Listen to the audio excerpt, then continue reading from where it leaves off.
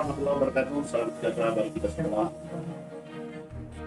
Yang saya hormat Bapak Irwan Badrul Aslami SHMH, kemudian yang saya hormati rekan-rekan mahasiswa Fakultas Hukum Universitas Bina Bangsa, umumnya dan rekan-rekan kelas 2 di Fakultas Hukum.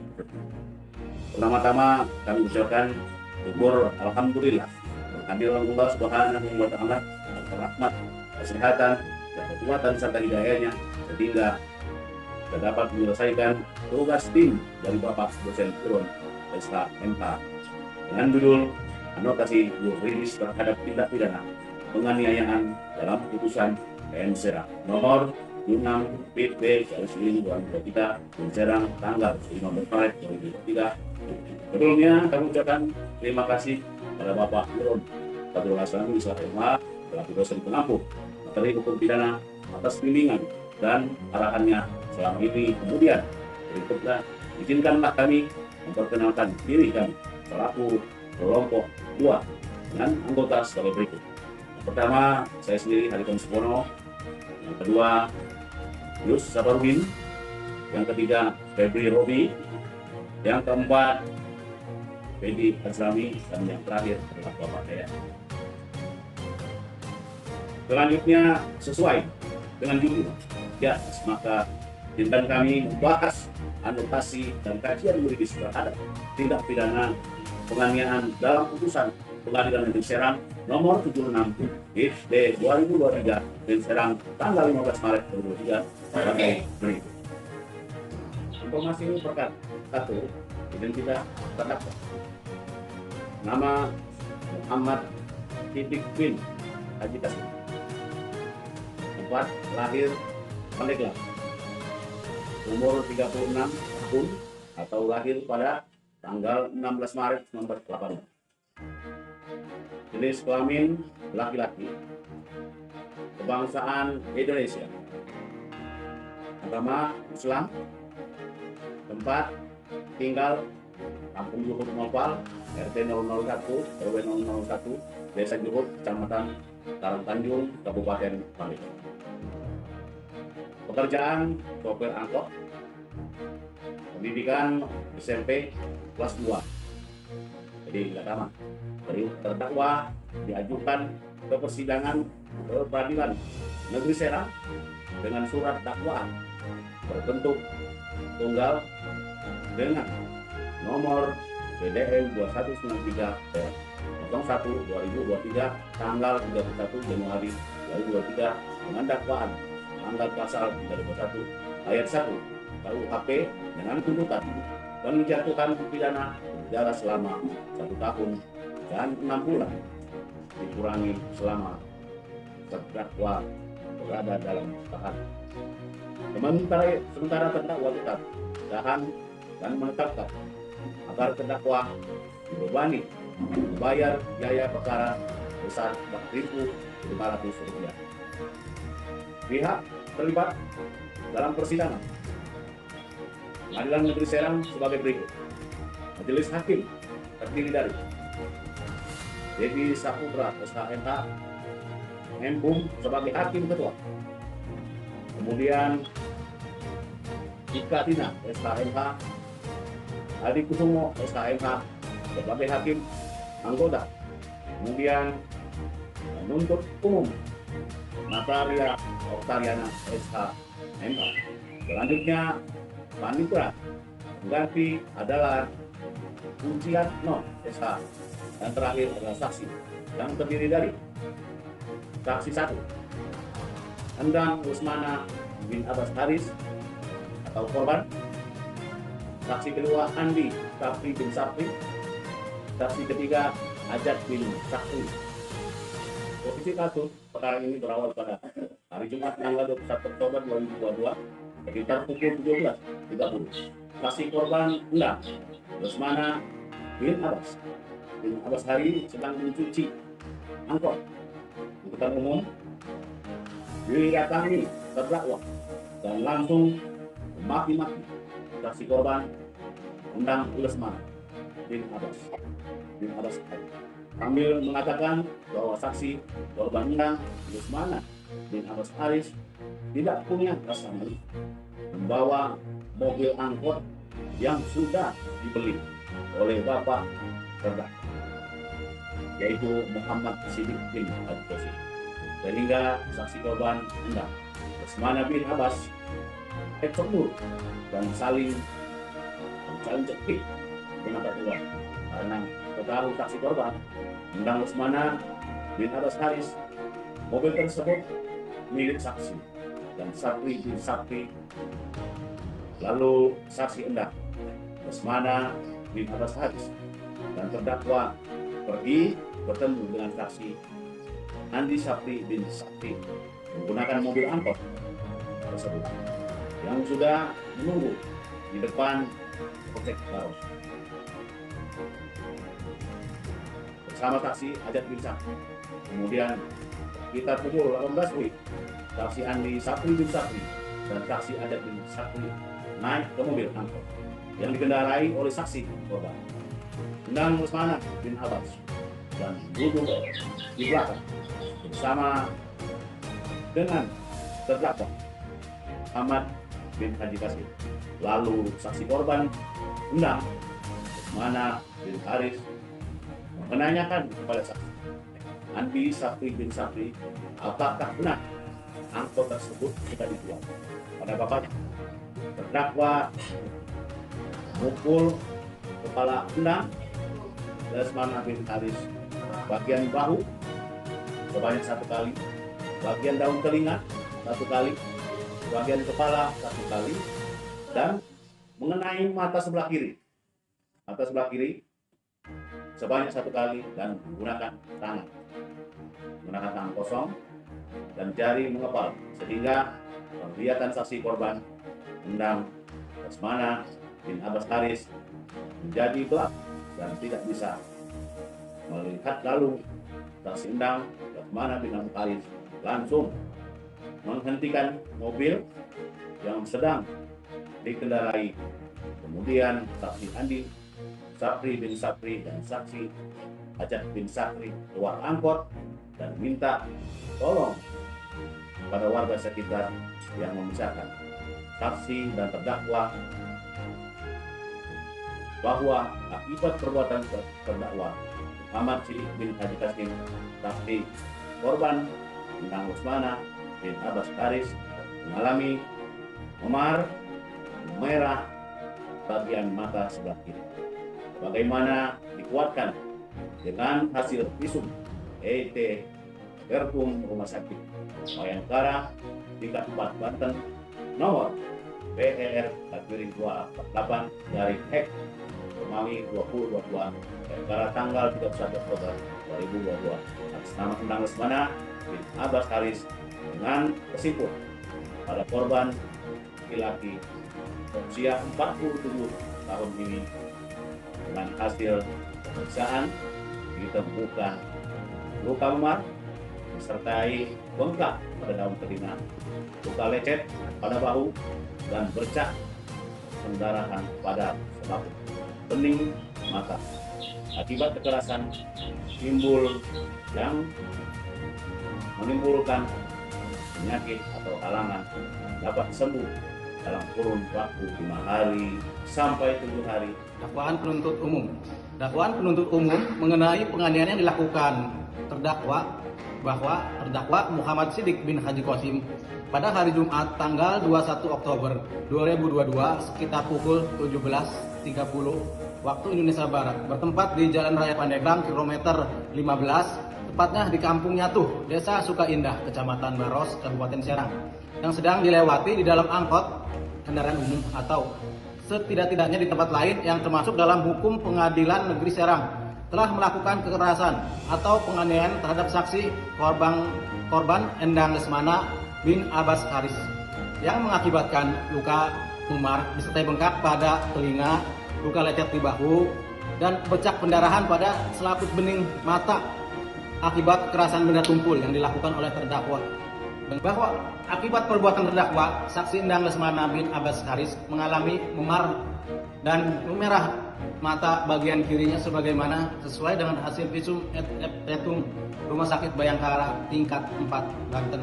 nomor Ver garis miring 248 garis miring 10 garis miring 2022 garis miring Rumah Sakit Bayangkara tanggal 31 Oktober 2022 atas nama Endang Lesmana bin Abbas Haris dengan hasil pemeriksaan sebagai berikut.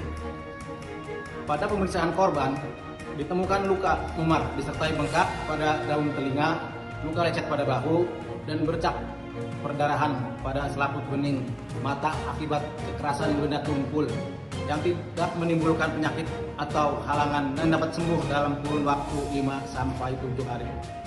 Akibat perbuatan Muhammad Siddiq bin Haji Qasim yang dengan sengaja melakukan penganiayaan terhadap saksi Lesmana bin Abbas Haris yang mengakibatkan luka tersebut dibawa ke kepolisian sektor Baros untuk diproses. Perbuatan Muhammad Siddiq bin Qasim sebagaimana diatur dan diancam pidana 351 ayat 1 nomor 23 tahun 2022 tentang tindak pidana penganiayaan. Tuntutan penuntut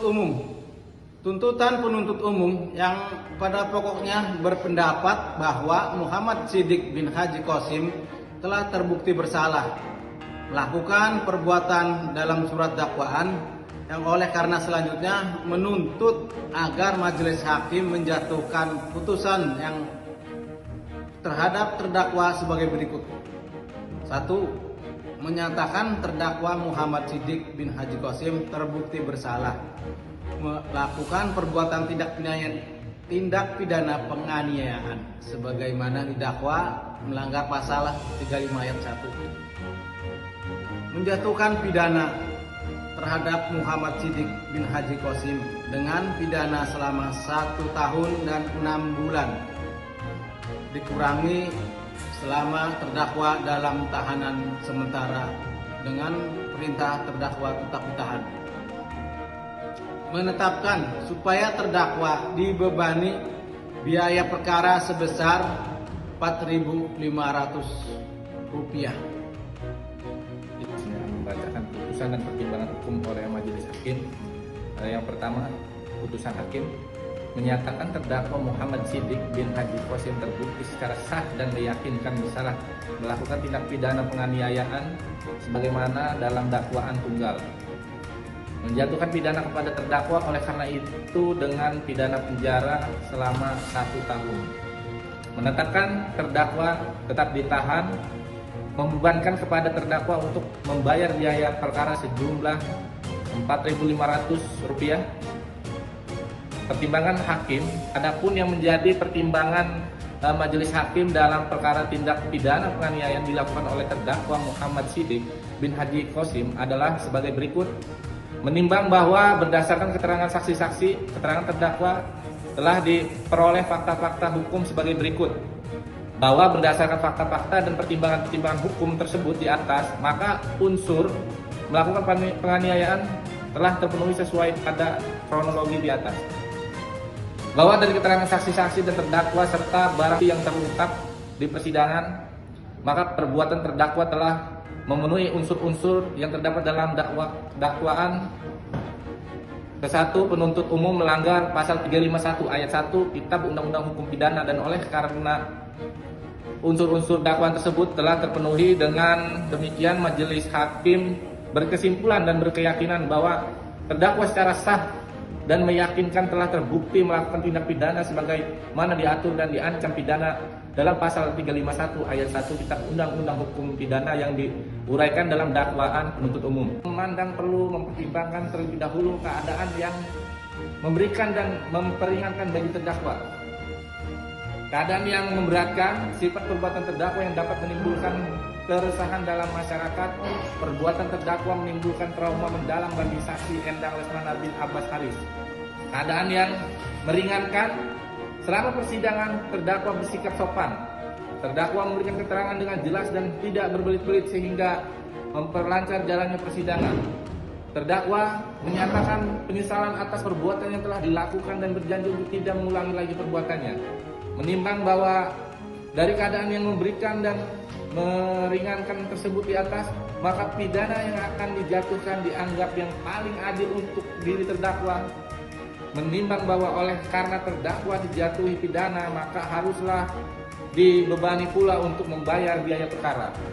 Memperhatikan pasal 351 ayat 1 KUHP, pasal-pasal dari Undang-Undang Nomor 8 Tahun 1981 tentang Kitab Undang Hukum Acara Pidana serta peraturan perundang-undangan lain yang bersangkutan.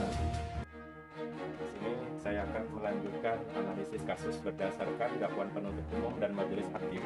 Dapat dianalisis dengan menggambarkan analisis dakwaan, tuntutan, dan keputusan sebagai berikut. 1. Analisis dakwaan. Putusan Pengadilan Negeri Serang nomor 76-PID.B-2023 PR.Serang tanggal 15 Maret 2023 berangkat dari dakwaan yang disusun oleh dakwaan penuntut umum dan juga atas tuntutan jaksa penuntut umum yang tidak berbeda dari dakwaan. Untuk alasan, kami mulai menganalisis keputusan dakwaan penuntut, surat dakwaan yang dibuat oleh jaksa penuntut umum dalam jenis dakwaan tanggal sebelum kami mengemukakan mengenai analisis yuridis tindak pidana penganiayaan atau kasus perkara nomor 76-PID.B-2023-PR.Serang. Ada baiknya bila kami menjelaskan sekilas surat dakwaan tunggal. Satu, dakwaan tunggal adalah dakwaan tunggal yang disusun dalam formulasi tunggal. Dakwaan yang hanya berisi satu dakwaan. Untuk perumusan dakwaan tunggal ditemukan dalam pelanggaran pidana yang jelas tidak mengandung fakta. Penyertaan mededadership atau faktor konkursus maupun faktor alternatif atau faktor subsidiar baik pelakunya dan tindak pidana yang dilanggar sedemikian rupa hingga jelas dan sederhana. Dakwaan tersebut cukup diformulasikan dalam satu bentuk. Ini berarti penyusunan dakwaan tunggal memiliki sifat sederhana, yaitu sederhana dalam formulasi atau sederhana dalam bukti dan penerapan hukum. Terhadap didakwa dengan dakwaan tunggal pasal 351 ayat 1 KUHP pidana yang ancaman pidananya sebagai berikut.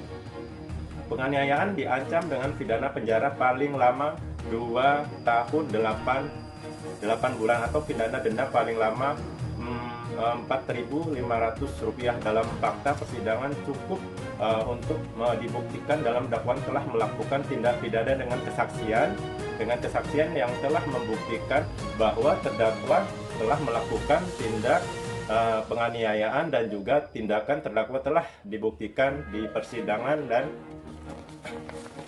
dan tersebut terdakwa mengakui tindak dilakukannya.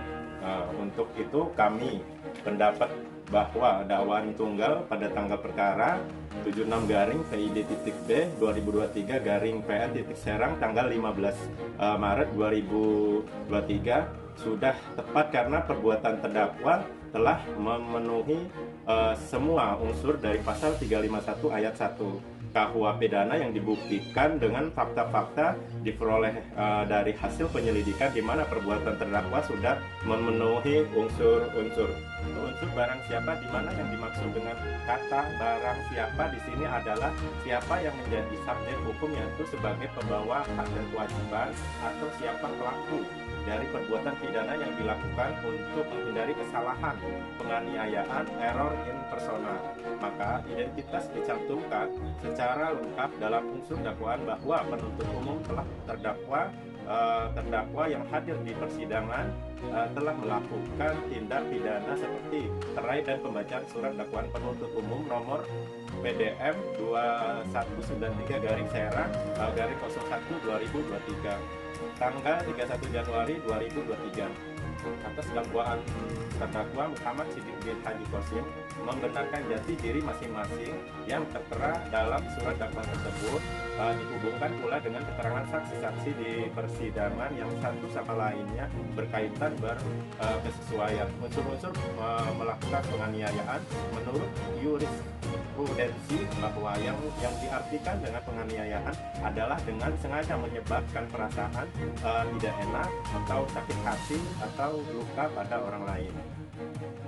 Bahwa berdasarkan keterangan saksi-saksi, keterangan terdakwa, dan dihubungkan dengan barang bukti yang diajukan di persidangan, maka telah terungkap bahwa fakta pada tanggal Jumat 21 Oktober 2023 terdakwa telah melakukan penganiayaan terhadap saksi korban Endang Usmana bin Abbas Haris di Jalan Raya Serang, Pandeglang, kilometer 15, tepatnya Kampung Nyatuh, Desa Sukaidah, Kecamatan Baros, Kabupaten Serang. Sesuai pada posisi kasus di atas yang mengakibatkan saksi korban Endang Lesmana bin Haris mengalami memar dan merah di bagian mata sebelah kiri. Bagaimana dikuatkan dengan hasil visum et repertum Rumah Sakit Bayangkara TK 4 Banten nomor per garing 248 garing 9 2022 garing Rumah Sakit Bayangkara tanggal 31 Oktober 2022. Dengan hal tersebut di atas, maka unsur-unsur melakukan penganiayaan telah terpenuhi. Baik, selanjutnya kita masuk ke analisis tuntutan. Pasal 137 Kitab Undang-Undang Hukum Acara Pidana atau KUHP mengatur bahwa penuntut umum berwenang mengadili setiap orang yang didakwa melakukan tindak pidana di wilayah hukumnya untuk melimpahkan perkara tersebut ke pengadilan yang berwenang mengadili. Surat tuntutan adalah surat yang dibuat oleh penuntut umum setelah berakhirnya pemeriksaan perkara di sidang pengadilan yang memuat tentang tindak pidana yang didakwakan. Fakta-fakta yang diperoleh dalam persidangan dan analisis hukum atas fakta-fakta tersebut serta pendapatnya tentang perlu atau tidaknya surat dakwaan, apakah tindak pidana itu terbukti atau tidak didakwakan, serta mengenai apa terhadap terdakwa. Jadi surat tuntutan itu berisi sebagai berikut: hal tindak pidana apa yang didakwakan, kemudian fakta yang didapat di persidangan, analisis hukum atas fakta-fakta untuk membentuk konstruksi hukum atas dugaan kejadian didakwakan, pendapat apakah dakwaan terbukti atau tidak, dan permintaan jaksa penuntut umum kepada majelis hakim. Tuntutan yang diajukan oleh penuntut umum adalah menyatakan bahwa terdakwa terbukti bersalah melakukan tindak pidana penganiayaan sebagaimana diatur dalam pasal 35 ayat 1 KUHP pidana dan memvonis terdakwa dengan pidana penjara selama 1 tahun dan 6 bulan dikurangi selama terdakwa dalam tahanan sementara dengan perintah untuk tetap ditahan. Menurut pendapat kami adalah tuntutan jaksa penuntut umum tersebut tidak tepat karena terdakwa telah memenuhi semua unsur yang terdapat dalam pasal 351 ayat 1 KUHP. Dalam pasal 351 ayat 1 KUHP, batas maksimal pidana penjara adalah 2 tahun 8 bulan, sedangkan jaksa penuntut umum menuntut pidana penjara 1 tahun 6 bulan. Menurut kami, pidana penjara selama 1 tahun 6 bulan masih ringan untuk dijatuhkan kepada terdakwa.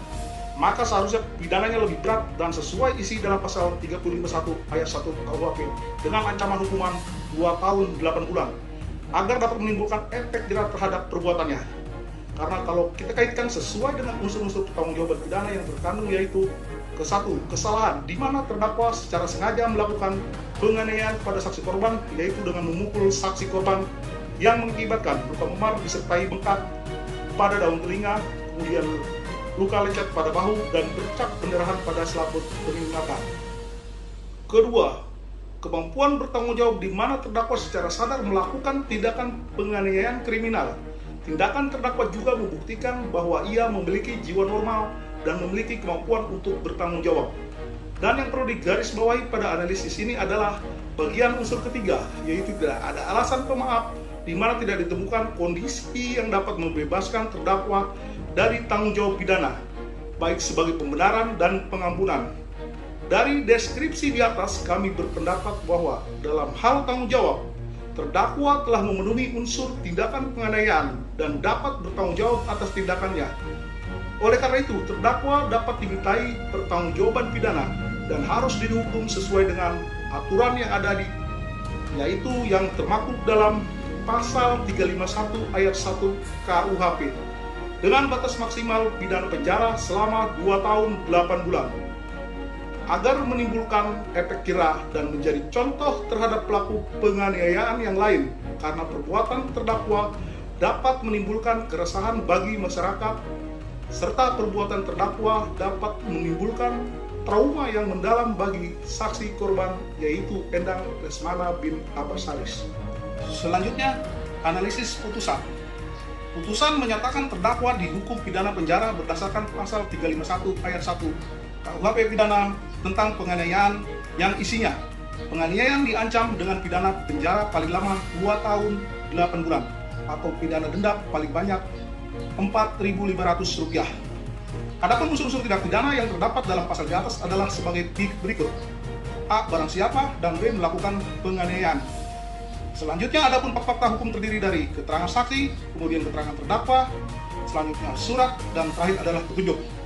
Pada sidang perkara kasus ini, hakim memutuskan bahwa terdakwa telah terbukti secara sah dan menyatakan bersalah melakukan tindak pidana sebagaimana terhadap pasal 351 ayat 1 KUHP pidana tentang penganiayaan.